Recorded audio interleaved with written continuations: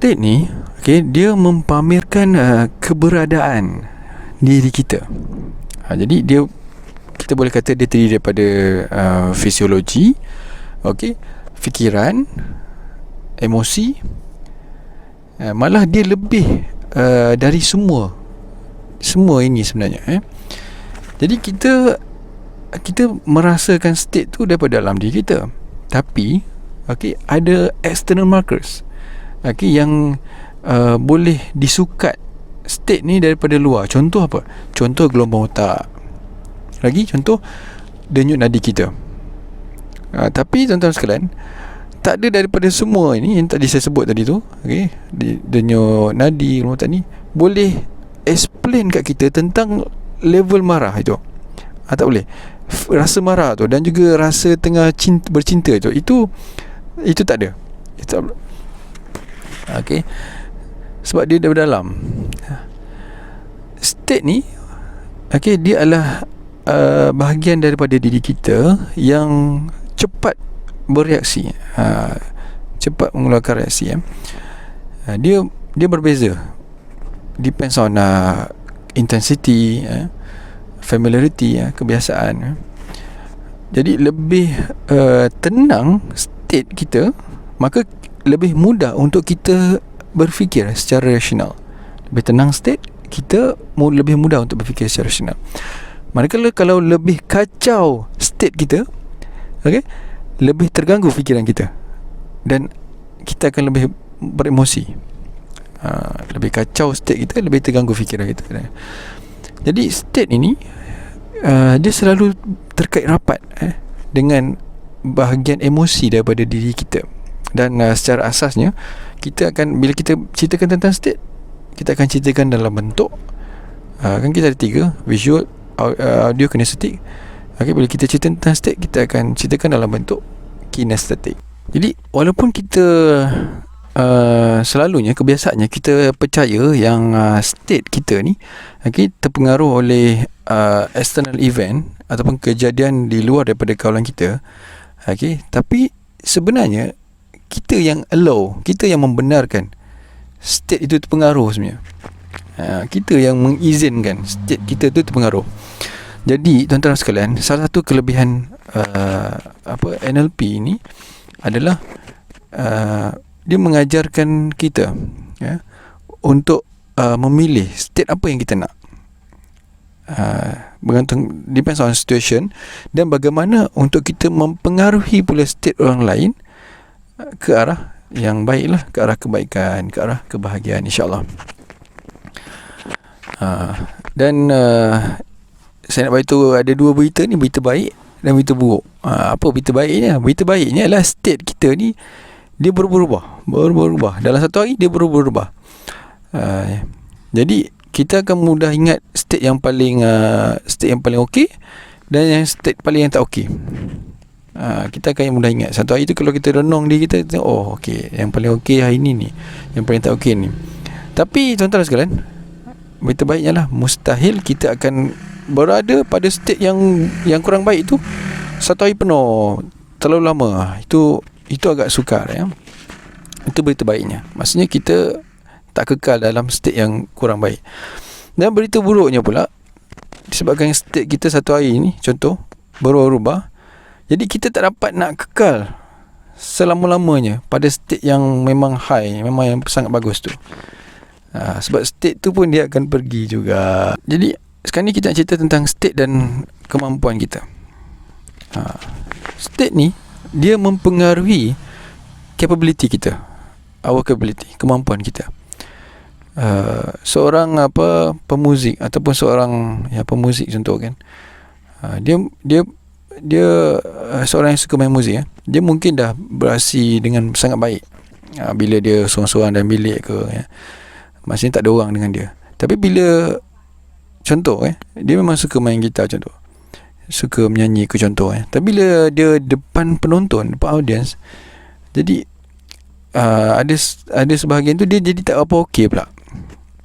Jadi yang orang macam ni, biasanya kita akan biasanya macam ni, kita panggil dia sebagai performance anxiety. Jadi orang yang perform anxiety ni dia akan persembahan dia akan less dalam lebih kurang 20 ke 30%.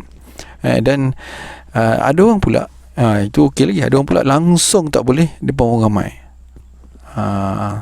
Jadi sebenarnya tuan-tuan sekalian, mereka ini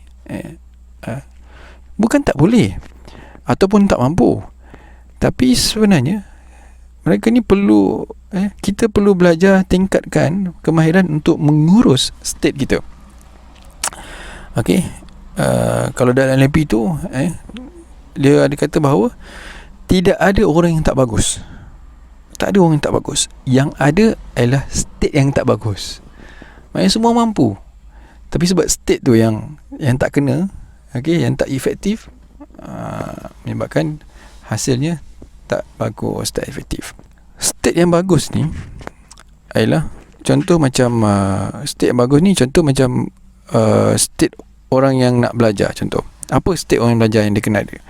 Dia kena ada state semangat, dia kena ada rasa curiosity, dia rasa nak tahu. Okey. Tapi kalau state bosan, state cemas, state dendam contoh, jadi state ni tak kena kalau nak belajar. Nak belajar ada state ni. Jadi so dia belajar tak apa-apalah. Jadi bagi seorang pembimbing atau pengajar yang bagus adalah dia mampu untuk bawa, untuk bimbing state pelajar-pelajar dia ni kepada good learning state seperti yang sebut tadi, semangat, rasa nak tahu. Dan syarat pertama yang dia perlu buat adalah kita dulu perlu ada state yang bagus dulu. Kita perlu ada good state tu dulu. Sebab apa tuan-tuan sekalian? Sebab state ni dia sifat dia contagious. CONTAGIOUS, ataupun kalau saya panggil tu mudah mengalir. Mengalir tu maksudnya okey macam ni lah. Kalau saya belajar dulu, dia kata bahawa rahsia kita nak mempengaruhi orang lain ni, katanya mudah saja. Orang akan tertarik pada sesiapa yang dia rasa selesa, kerana sifat emosi itu mengalir. Dan biasanya kita ingat emosi itu dia daripada dalam keluar saja. Ya, itu betul. Tapi maksudnya sekarang ni contohlah, contoh saya rasa gembira, dalam rasa gembira, jadi saya senyum. Dan senyuman tu kan muncul di luar ni, maksudnya daripada sudut fisiologi ni.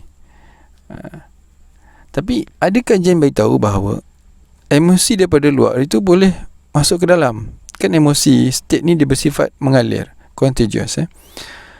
Jadi bila kita tukar fisiologi kita, maka emosi kita boleh turut berubah. Contoh, bila senyum, pada anda pun senyum.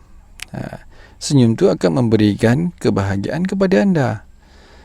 Jika saya boleh buat anda senyum, saya boleh buat anda, maka saya boleh buat anda gembira juga. Jadi jika kita pilih untuk berada dalam positive state sentiasa, maka insyaAllah kita takkan kekurangan kawan, insyaAllah. Jadi dalam happy itu sebut juga bahawa berapa bagus kita belajar sebenarnya bergantung kepada bagaimana state kita berada. Berapa bagus kita perform sesuatu bergantung pada apa state yang kita sedang ada time tu. Jadi apa saja tugasan kita perlu laksanakan, ataupun kita nak pelajari ke, ataupun apa saja matlamat yang kita nak capai ke, cuba kita tanya pada diri sendiri. Cuba kita tanya pada diri kita, apa state yang kita nak untuk memudahkan kita mencapai atau memudahkan kita perform task tu. Bismillahirrahmanirrahim. Assalamualaikum warahmatullahi wabarakatuh. Saya Syazani Rosli, Certified Trainer NLP. Jadi tuan-tuan sekalian, Bagi anda yang di luar sana yang berminat nak tahu lebih lanjut tentang NLP, nak belajar macam-macam topik menarik dalam NLP, jadi jom sertai kami untuk belajar. Okay, kami adakan kelas NLP secara online yang sangat menarik, insya-Allah, yang dapat membantu anda untuk meletuskan potensi diri anda yang kepada yang tertinggi, insya-Allah.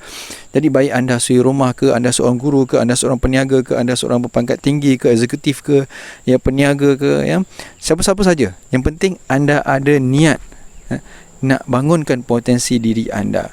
Sama ada anda mungkin sudah jumpa potensi diri anda ke ataupun belum ke, mari kita sama-sama belajar NLP. InsyaAllah kita akan kaitkan dengan Islam. InsyaAllah kita akan sama-sama bangunkan ekonomi orang Islam sekali, insyaAllah. Jadi jom kita belajar NLP, kerana ilmu sekarang ni, terutama di musim corona ini, ilmu ini sangat bermanfaat.